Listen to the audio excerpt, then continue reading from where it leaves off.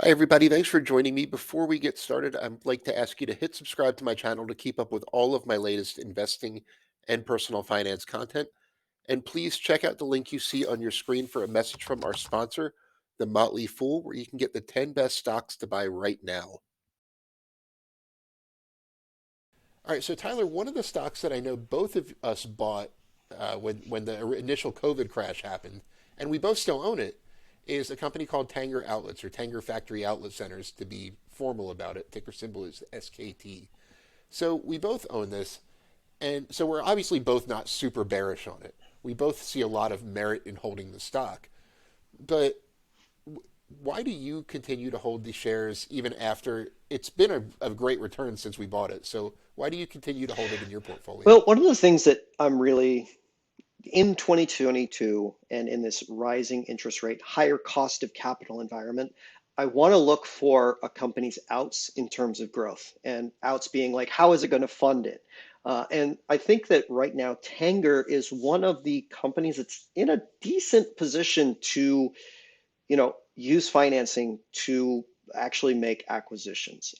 Right now, it has a dividend yield of 4.6%, which is, you know, kind of high in historical in a low interest rate environment, but in higher, that's not bad. And it's actually cheaper than its debt right now. The most recent capital raise it did what's called the SOFR rate, which kind of it used to be LIBOR, but now it's SOFR, and it's SOFR plus 125 basis points. So that's like a 5.06% coupon rate on debt. So equity cheaper than debt is pretty surprising. So there are options there for financing, and it has more internal cash for development. The way that it's generating cash from its operating portfolio versus how much is going out in dividends is one of the better ones in the real estate industry right now. I know they cut it during the pandemic, so it hasn't gotten back up to what it used to be.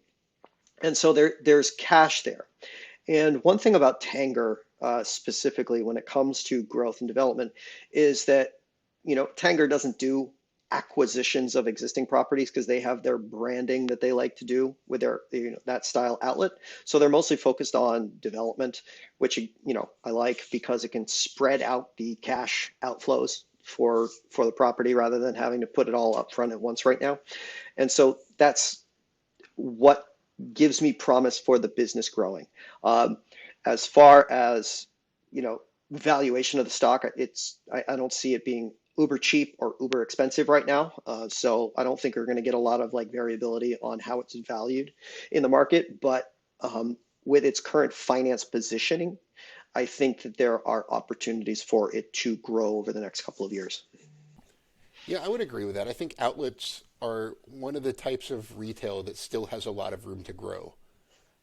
There aren't outlets widespread in the United States other than on the coasts right now. And in Texas, there's a bunch, but in the in the middle of the country, there really isn't a giant outlet presence right now. Um, Not to argue the bull case, that's not what I'm doing here. Um, but one of my biggest concerns with Tanger is that the business has performed really well, much better than expected over the past couple of years because of how resilient the properties were during the COVID pandemic. And when you think about it, it kind of makes a lot of sense. Tanger's properties are mostly open air, so they were able to reopen a lot quicker than a lot of enclosed malls. And they're generally in tourist areas. People wanted to go to tourist areas. You saw great sales growth in 2021, but it's really starting to cool off. The average tenant in a Tanger property sold less on a per square footage basis than they did in the third quarter of last year. And that's after the effects of roughly 10% inflation since then. So the dollar amount that they're selling actually declined. It's very, very low, but like by 0.4%. But even if people were buying the same amount of stuff, that should be up about 10% year over year. So we're really seeing a pullback in spending on discretionary purchases, which is what outlets are for the most part. They are bargains, but they are discretionary purchases. And that's what I kind of worry about, especially if we're not even technically in a recession yet. So if we hit a deep recession in 2023, I could see the the gains in occupancy Tanger's had, the success it's had in getting companies to open outlets for the first time in the past couple of years. Like Dick's Sporting Goods never had outlets before. Now they do in Tanger properties. I could see that really them having trouble filling empty space over the next couple of years. That's my biggest concern. I mean, certainly a fair one. Like you said, with it being tourist dependent, you're not getting the local or, kind of on the ground people going there as much. So if discretionary spending on tourism starts to dry up, it's like a levered effect for them.